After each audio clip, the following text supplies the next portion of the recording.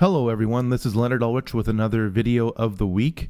This week's video is based on another viewer email, and I'd like to call it, Is Israel Legitimate? And Tyler, that's his real first name, shares how he was an atheist / agnostic and realized that faith trumps logic. And for the record, Tyler, you mentioned how the Fibonacci sequence in nature, as well as the golden mean number of 1.618, help to resolve your inconsistencies between fact and faith. And for the record, Tyler, I use the golden mean number in all my furniture and kitchen designs because it's a very pleasing number to the eye once you build something based on that number. And the reason why I mention that to us all is because that God is a God of order. And the more you probe into that order, the more you realize how God is in control, even though it may definitely appear from time to time that Satan has usurped God's control. So, straight to the question brought to us by Tyler. I have a question, if you don't mind. In the Bible it says God promised a region of land, that is Israel, to Abraham. However, I hear how God despises Jews, and in your video it says Satan is intertwined with Israel. I don't even know what my question is. Really, I'm just so confused as to why Israel is so important. If you could reference some good media or literature, if you don't mind, explaining the significance of Israel to me, I would greatly appreciate it. Thank you so much for your video. Well, Tyler, your question is fascinating and central. First of all, I need to clear up two misunderstandings based on your third sentence. First, I never said or implied that God despises Jews. Second, I never said or implied that Satan is aligned or intertwined with Israel. And as long as we are on the subject of what I'm not saying, let me continue. First of all, I reject dual covenant theology. Dual covenant theology is the idea that God has one set of observances or beliefs that justify Israel's entry into heaven, and one set of observances or beliefs for all Gentiles, meaning everyone who's not a Jew, for entry into heaven. Specifically, belief that Jesus died for them. So I'm rejecting the idea that God has one set of standards for Jews and one set of standards for everyone who isn't a Jew. Because if this were true, if God does have two sets of standards, then Jesus' death on the cross wouldn't have been necessary in the first place. So there's one set of standards for everyone. That means Jews living today must come to faith in Jesus Christ for their justification. And I realize that is a controversial statement, but I can't read the Bible any other way. Specifically, the book of Hebrews deals with that question. Also, as far as what I'm not saying is concerned, I reject replacement theology. Replacement theology is the idea where somehow the church has replaced Israel as God's chosen people. That's simply not true. God has made a whole series of promises to Israel. Some are unconditional, some are conditional. And if God made a whole series of promises to Israel and then suddenly changed his mind and favored all those who believe in the death and resurrection of Jesus, his son, then God would be a liar because he would go back on his promises. And that's simply not the case. So I reject dual covenant theology. I reject replacement theology. I never said or implied that God despises Jews, and I never said or implied that Satan is intertwined or aligned with Israel. So now that we've dealt with what I'm not saying, here is what I am saying. God made a covenant with Israel, starting with Abraham in Genesis 12. Now, the word covenant is very special. It means a promise that is so important, so sacred, that blood, or in this case, a sacrifice, is shed. And that covenant is unconditional. The covenant was to never let Israel die as a culture or as a people group. which is fascinating. And you can see that throughout history, because where is Egyptian culture today? It's non-existent. Where is ancient Greco or ancient Roman culture today? It doesn't exist. And yet, throughout thousands of years, over 3,000 years of history, we have the Jewish culture, which is an anthropological miracle in itself. Secondly, God's promise to Israel, starting with Abraham in Genesis 12, is incredibly important, because all the cultures and nations around Israel, starting with Abraham, were involved in pagan and /satanic rituals. This is especially true as Israel left Egypt, wandered throughout the desert, and was about to take the land of Israel. Satan had a long period of time between the Egyptian exile and between the time that Israel took the land of what is now Israel, to lay down a minefield of part human, part animal, part fallen angel hybrids known as the Nephilim, described in Genesis 6 and Jude and Revelation, in other words, throughout the Bible. Now, I'm bringing that up because history is about to repeat itself. We obviously have Israel back as a geopolitical reality, and mankind, in his desire for immortality, is now messing with God's laws of nature. In other words, we are now creating part animal, part human, part machine hybrids. This generation, Generation Y, is the last fully human generation on Earth. Now, you just think about the significance of that.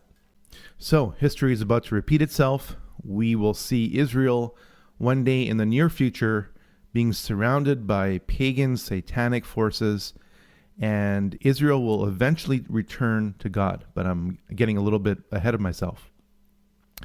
The primary problem with Judaism today is that most Jews do not recognize Jesus as a Messiah. The secondary problem is that most Jews have gone from faith in God to faith in the law to faith in themselves. This faith in one's own Jewish identity has even produced the idea of Jewish supremacy in some Jews. The idea of Jewish supremacy is called Zionism, and it has been around for over 2,000 years. There was a roughly 400-year gap between the time when God's physical presence manifested in Israel to the birth of the Messiah, Jesus. The withdrawal of God's presence was based on Israel's repeated rebellion against God. This rebellion led to repeated captivity by Israel's enemies, especially the Babylonian captivity. The withdrawal of God's presence and the captivity of the Jewish people did two things. It exposed the Israelites to ancient mystery religions and produced Zionism, especially in the wake of the Babylonian captivity. This explains why even today, some, and I say some, Jews misinterpret the Kol Nidre prayer at the start of every Yom Kippur as an excuse to break all contracts and arrangements with non-Jews. Many former Jews who have accepted Jesus as a Messiah have publicly stated that roughly half the rabbis in America today are atheists. This turns many synagogues into cultural centers that promote Jewish supremacy.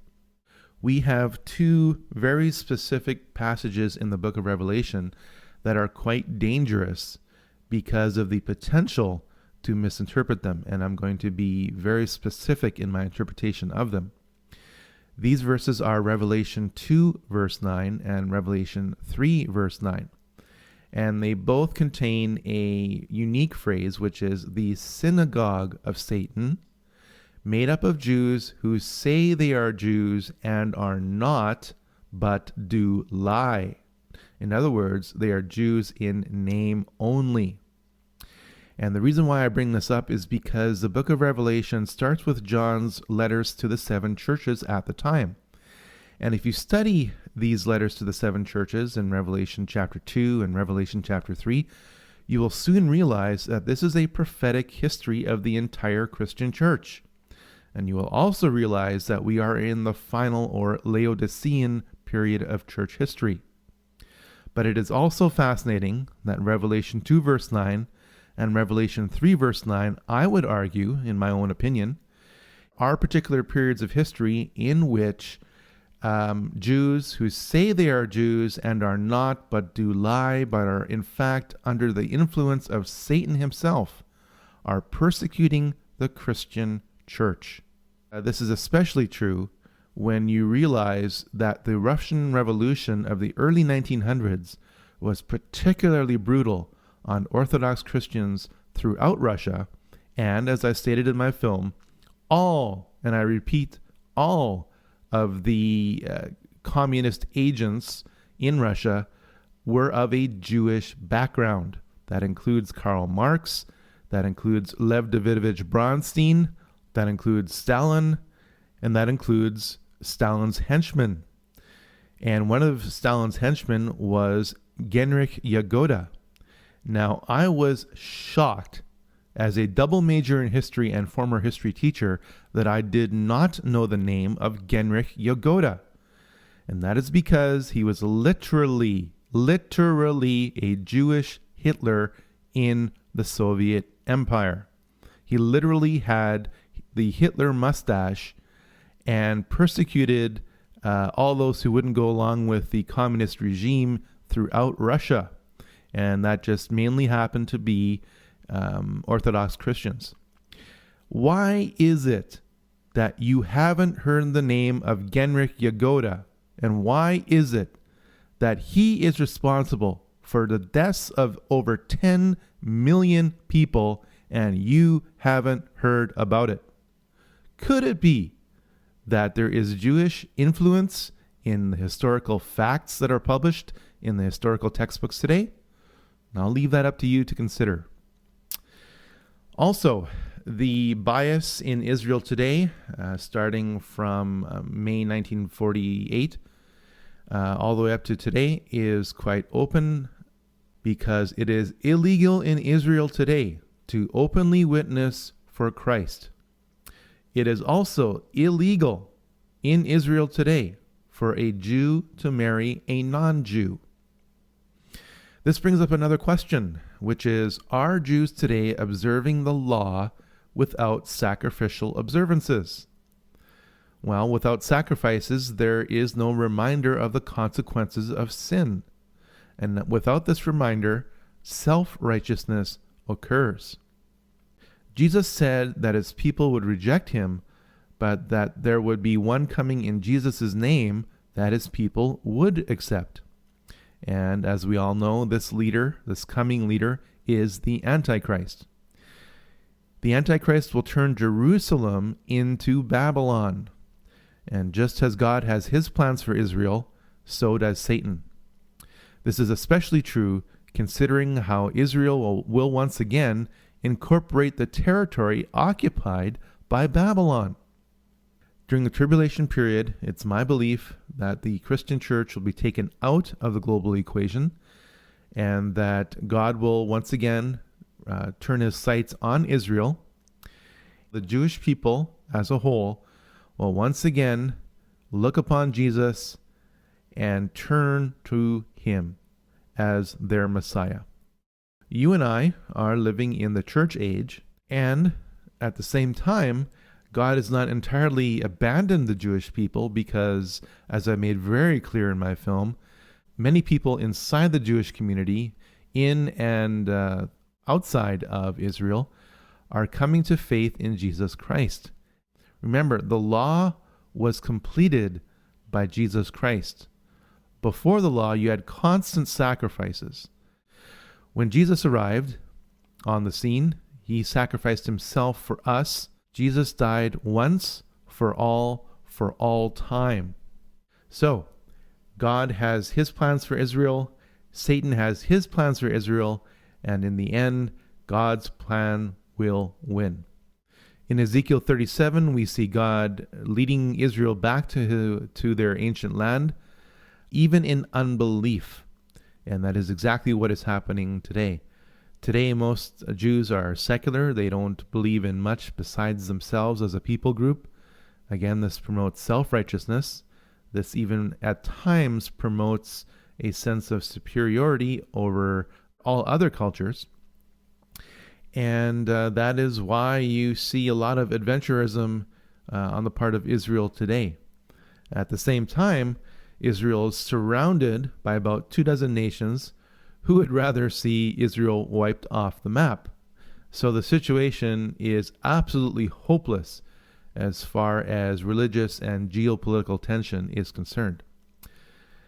Please keep in mind that I will post a 1.7-hour video sometime this month based on an interview I did with Rob Skiba last summer, specifically on the topic of Zionism and the legitimacy of Israel.